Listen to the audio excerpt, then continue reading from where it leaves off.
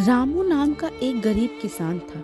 उसने अपनी जमीन पर महाजन से रुपए उधार लिए थे, पर फसल बर्बाद होने के कारण महाजन को पैसे नहीं लौटा पा रहा था। कर्ज चुकाने के लिए उसने अपने बैल तक बेच दिए थे। भैया, मैंने अपने बैलों को बच्चों की तरह रखा है, इसे अच्छे से ख्याल रखना। भैया, मैं इसकी अभी आधी कीमत ही दे पाऊंगा, आधे रुपए अगले महीने ले लेना। भैया, मुझे रुपयों की सख्त जरूरत है, इसलिए तो बैल बेचे। अच्छा तो ऐसा करो, तुम ये मेरी अंगूठी रख लो, ये मेरी माँ की आखिरी निशानी है, पर तुम इसे रख लो, जब मैं रुपए वापस करूंगा तो दे देना। अरे नहीं नहीं भैया, रहने दो, तुम्हारी हालत तो मुझसे भी ज्यादा खराब है। अगर मजबूरी में मैंने तुम्हारी यह अमानत बेच दी तो ऊपर वाले को क्या मुंह दिखाऊंगा। तुम मुझे रुपए अगले महीने दे देना। वैसे भी इन रुपए से मैं महाजन के पूरे रुपए नहीं चुका पाऊंगा। ऐसे में दो आदमी का परेशान होना ठीक नहीं होगा। तुम तो चैन की सांस लो। और ये बोलकर रामू वहां से चला गया। महाजन ने बुलाया है, उनके रुपयों का इंतजाम तो हो नहीं पाया। समझ नहीं आ रहा है कि उसे मैं क्या कहूँ। तुमने बुधवार तक सूद समेत रुपए वापस करने को कहा था। चलो लाओ मेरे रुपए, आज बुधवार है। आप तो जानते ही हैं, इस बार मेरे बेमौसम बरसात के कारण फसल बर्बाद हो गई, इसलिए मैं रुपयों का इंतजाम नहीं कर पाया। अभी तो बस मेरे पास इतना ही है। बस 2000? अभी तो मेरे पूरे 5000 बाकी है। मुझे मेरे पैसे हर हाल में चाहिए, समझे? मुझे थोड़ा समय और दे दो। आप तो जानते ही हैं कि इससे पहले मेरे इतने बुरे दिन कभी नहीं थे। ठीक है ठीक है, तुम आदमी अच्छे हो तो मैं तुमको 1 सप्ताह और देता हूँ, पर इस बार मेरे रुपए नहीं दिए तो ठीक नहीं होगा। रामू वहां से सिर हिलाकर चला गया, बिल्कुल उदास मन से अपने घर की तरफ चलता गया। 4 दिन बाद रामू की पत्नी आंगन में लगे नलके के नीचे बर्तन साफ करते हुए, तुम सुनो, रामू का घर यही है, बाहर बुलाओ उसे। जी हाँ, ये उन्हीं का घर है। क्या बात हो गई? आप लोग कौन हैं? हम महाजन के आदमी हैं, समझी? बोल देना अपने पति को, महाजन ने 3 दिन दिए हैं, पैसे लौटा दे या फिर जमीन या घर, समझी ना? उसके बाद बेचारी उदास मन से सोनू का इंतजार करने लगी। कुछ देर में सोनू घर आया। सुनिए, महाजन का आदमी आया था, कह रहा था कि अगर 3 दिन में रुपए वापस नहीं दिए तो महाजन जमीन और घर पर कब्जा कर लेगा।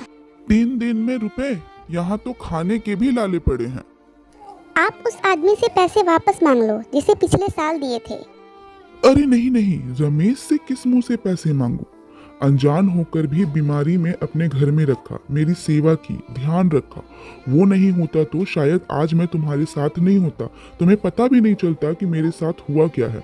उसे रुपयों की जरूरत थी तो मेरे पास थे तो मैंने दे दिए। पर उसने खुद ही कहा था ना कि 1 साल बाद पैसे वापस दे देगा। आप अभी ले आइए। देखिए, एक बार मांगने में क्या हर्ज है। ठीक है, मैं कोशिश करता हूँ, पर नहीं देगा तो मैं जबरदस्ती नहीं करूँगा। रामू दूसरे गांव में रमेश के घर के लिए निकल पड़ा। रामू ने रमेश के घर पहुंचकर दरवाजा खटखटाया। हाँ भैया, क्या बात है? कुछ मांगने आए हो तो बाद में आना, अभी मेरे पास बहुत काम है। उसने जोर से दरवाजा बंद कर दिया। मैं इस औरत को भिखारी लग रही हूँ। ये राम, मेरी हालत ऐसी हो गई है। रामू ने दोबारा दरवाजा खटखटाया। अरे तुम फिर आ गए? तुम लोग भी ना बिल्कुल चैन नहीं लेने देते। पर आप मेरी बात तो सुनो। आप रमेश को बुला दो, उससे काम है। कौन रमेश? अरे इस घर का मालिक है ना रमेश, मुझे उससे कुछ काम है। इस घर का मालिक मेरे पति रघुराम है, समझे? पिछले साल रमेश के साथ इस घर में पूरे 15 दिन रहा। ओ भिखारी, तुम पिछले साल की बात कर रहे हो? मेरे ब्याह को 10 साल हो गए हैं, मैं 10 साल से यहीं रह रही हूँ। ये घर मेरे पति के पुरखों की है। तुम भिखारी होकर मेरा घर हड़पना चाहते हो? देखो, सीधे सीधे यहाँ से निकल जाओ, वरना ठीक नहीं होगा। मेरी बात तो सुनो। चलो चलो निकलो यहाँ से, अगली बार दरवाजा खटखटाया तो मार खाओगे। रामू थक हार कर एक पेड़ के नीचे बैठ गया। तभी उसकी नजर सामने एक घर के आंगन के घड़े बनाते कुम्हार पर पड़ी। उसे देखकर रामू को कुछ याद आने लगा। रामू सड़क पर चक्कर खाकर गिर गया। उसे बहुत चोट लगी और खून भी बहने लगा। तभी वहाँ रमेश आ गया। अरे भैया संभल कर, तुम तो चलने की हालत में नहीं हो, तुम्हें बहुत तेज बुखार है। ऐसा करो कुछ दिन मेरे साथ यहीं रुको, जब अच्छे हो जाना तो चले जाना। रमेश ने उसकी बहुत सेवा की। रामू अब थोड़ा चलने फिरने लगा था। अकेले पड़े पड़े जी घबरा रहा है, थोड़ा बाहर हो आऊं? अकेले चक्कर खाकर गिर गए तो? वैसे भी तुम बहुत कमजोर लग रहे हो, चलो साथ में मैं भी चलता हूँ। दोनों बाहर निकले तो सामने नारियल बेचने वाले ने आवाज दी। ए भैया कहाँ जा रहे हो? तुम जब से आए हो घर में ही कैद हो, बाहर ही नहीं निकलते। भैया अभी तबीयत ठीक नहीं है, इतनों दिनों में आज जाके बुखार उतरा है। एकदम मुरझाए लग रहे हो, तभी मैं सोचूं पड़ोसी में नया आदमी आया और कोई बातचीत नहीं। अम्मू नारियल वाले के पास गया। भैया जरा सुनो, तुमसे मुझे कुछ पूछना है। बोलो क्या बात है? भैया मुझे पहचाना? नहीं, कौन हो तुम? पिछले साल तुमने मुझे हाँ रामू, तुम ई का हाल बना रखे हो भैया, फिर से बीमार हो गए क्या? रामू ने मुंह लटका लिया। शाम होने को आई है, चलो अंदर आओ, पहले कुछ खा पी लो फिर बात करेंगे। मैं सुबह से रमेश को ढूंढ रहा हूँ पर कोई आदमी सीधा जवाब ही नहीं देता। कौन रमेश? इस गांव में कोई रमेश नाम का आदमी है ही नहीं। क्या बात करते हो भैया? उस दिन जब पिछले साल हम मिले थे तो वो भी मेरे साथ खड़ा था। अरे नहीं, ऐसे कैसे हो सकता है? मुझे अच्छे से याद है तुम अकेले ही खड़े थे, तभी मैं सोचूं अकेले बीमार आदमी बाहर कैसे घूम रहा है। अरे भैया अच्छे से याद करो ना, रमेश तुम्हारा पड़ोस वाले घर में रहता था, उसने मेरी बहुत सेवा की थी। जाते समय उसने मुझसे पूरे 5,000 उधार लिए थे, कहा था 1 साल बाद वापस कर दूंगा। अरे तुमको भ्रम हुआ है भैया, सामने वाले घर में तो रघुराम रहता है। रघुराम और उसका परिवार पिछले साल गंगा घाट गए थे। मुझे लगा तुमको घर की रखवाली के लिए बुलाया है। मैंने जब भी तुमको देखा अकेले ही देखा। मुझे इस गांव के बारे में कुछ भी नहीं पता भैया, मुझे तो यहाँ रमेश लेकर आया था। वो 25 साल का लंबा चौड़ा, काला, लंबी लंबी मूछे, आगे एक दांत टूटा हुआ। आगे का दांत टूटा हुआ? ऐसा हुलिया तो रमेश, देखो भैया ऐसा हुलिये का एक रमेश तो था, पर 3 साल पहले अचानक गायब हो गया। धरती निगल गई कि आसमान निगल गया, पता ही नहीं चला। अरे नहीं भैया, मैं तो पिछले साल ही मिला हूँ। मुझे लगता है कि किसी ने तुम्हारे साथ उसके नाम पे ठगी की है। मैंने तो यहाँ तक सुना है कि वो गलत काम करता था, 2 नंबर का धंधा, और उसी के किसी दुश्मन ने, समझ रहे हो ना मैं क्या कह रहा हूँ? मैं तो कहता हूँ तुम उसके चक्कर में मत ही पड़ो, सुबह को उठ के अपने गांव की ओर निकल पड़ो। रामू उदास होके गर्दन हिलाई। तुम्हारा बहुत एहसान है भैया, कोई बात नहीं, अपना ध्यान रखना। हाँ। रामू वहाँ से चला गया। चलते चलते दोपहर हो गई। वह एक पेड़ के नीचे बैठकर खाना खाने लगा।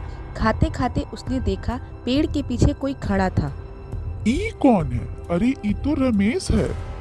रामू सब कुछ छोड़कर उसकी तरफ भागने लगा। रमेश उसे देखकर भागने लगा। रामू भी उसके पीछे भागने लगा। भागते भागते रामू थक कर खड़ा हो गया। ए रुक बहरूपिये, मेरे पैसे वापस कर। रमेश भाग गया। एक बार मिल जाए बस। रामू आगे बढ़ गया, तभी उसे रमेश मिल गया। रामू उसके पीछे भागने लगा। रमेश उसे देखकर फिर से भागने लगा। आगे केवल एक दरवाजा था। रमेश उसके गोल गोल भागने लगा और रामू भी। रामू थोड़ा रुका, उसने इधर उधर देखा, रमेश कहीं नहीं दिखा। अरे रमेश कहाँ गया? अभी तो यहीं था। अरे मेरे पैसे तो दे देते, मैं बेघर हो जाऊंगा। हाय ये क्या हो रहा है मेरे साथ? तभी दरवाजे में चिपका हुआ रमेश दिखा और गायब हो गया। रामू घबरा गया। ए भैया, मैंने तुम्हारी जान बचाई थी, आज तुम्हारी बारी है, ये दरवाजा नदी में बहा दो। क्यों? मैं सब बताऊंगा, पहले ये दरवाजा नदी में बहा दो वरना मैं मर जाऊंगा। रामू ने सोचा रमेश अगर मेरा ध्यान नहीं देता तो शायद मैं पिछले साल ही मर गया होता। मेरे पैसे से बड़े इसके एहसान हैं। अरे ये क्या माजरा है? रामू ने दरवाजा उठाकर नदी में फेंक दिया। जैसे ही दरवाजा नदी में डूबा, रमेश उसके सामने खड़ा हो गया। अरे ये क्या माजरा है? मैं सब बताता हूँ। पहले मैं बहुत लालची था। हमारे यहाँ एक बाबा जी आए थे, वो दरवाजा वाली जगह पर ध्यान लगाकर बैठे थे। ओ बाबा जी, मेरा एक काम कर दो। बोलो बेटा। वो रघुराम आपको बहुत मानता है, उसे समझाओ अपना पुश्तैनी मकान मुझे बेच दे। बेटा, मैं सन्यासी हूँ, मैं इन सांसारिक कामों में नहीं पड़ता। देखो बाबा, मुझे वो घर हर कीमत पे चाहिए। उसके साथ जोर जबरदस्ती नहीं कर सकता क्योंकि पूरा गांव उसके साथ है। वो आपका कहा नहीं टालता, तो ये काम आपको करना पड़ेगा, वरना क्या? जहां बैठे हो वहां से उठ नहीं पाओगे। आप मुझे जानते नहीं हो। बेटा, तुम स्वार्थ में अंधे हो गए हो, सुधर जाओ। अरे, मुझे सुधरने को कहता है? बाबा नाराज हो गए और मंत्रों से रमेश को दरवाजे में कैद कर दिया। अरे अरे, ईका, मेरा तो दम घुट रहा है। बाबा बाबा माफी, बाबा माफी, बाबा माफी। तुम्हारे पापों का घड़ा भर गया है, माफी इतनी आसानी से नहीं मिलती। माफ कर दो बाबा, माफ कर दो। ठीक है, आ जाओ बाहर। रमेश दरवाजे से निकल गया। तुम शापित हो, अब से तुम अदृश्य हो, कोई तुम्हें देख नहीं पाएगा। बाबा, आप कृपा करो, मुझे वापस पहले जैसा बना दो। मैं कभी कोई गलत काम नहीं करूंगा। तुम्हारी माफी का एक ही उपाय है, एक ऐसा आदमी जो इस गांव का ना हो, निर्बल हो, लेकिन दिल का सच्चा हो। यदि उसे तुम्हारी जरूरत होगी तो तुम उसे दिखने लगोगे। तुम्हारे सच्चे मन से की गई सेवा से यदि वह स्वस्थ हो जाए और 1 साल बाद वह इस दरवाजे को उठाकर नदी में फेंक दे, तो तुम फिर से पहले जैसा हो जाओगे। ऐसा तो पहले कभी सुना नहीं। जब मैं तुम्हें दिखने लगा तो मैं समझ गया कि तुम ही वो आदमी हो, पर तब मैं तुम्हें सब कुछ नहीं बता सकता था, इसलिए तुमसे पैसे उधार लिए कि तुम 1 साल बाद इसी बहाने वापस आओगे। तुम बहुत होशियार आदमी हो, गायब होके इस दुनिया में वापस आ गए। रमेश ने वहीं जमीन में से एक बक्सा निकाला, उसमें से कुछ रुपए निकाले। ये लो तुम्हारे रुपए, जैसे दिए थे वैसे ही है, सूद में बाद में दे दूंगा। नाना भैया, मेरा काम इन्हीं रुपयों से हो जाएगा। देखो, आज फिर तुमने मेरी मदद कर दी, तुम बहरूपिये नहीं हो। भैया, तुमने तो मेरी जिंदगी वापस कर दी, अब मैं भी तुम्हारी तरह सच्चा आदमी बनूंगा।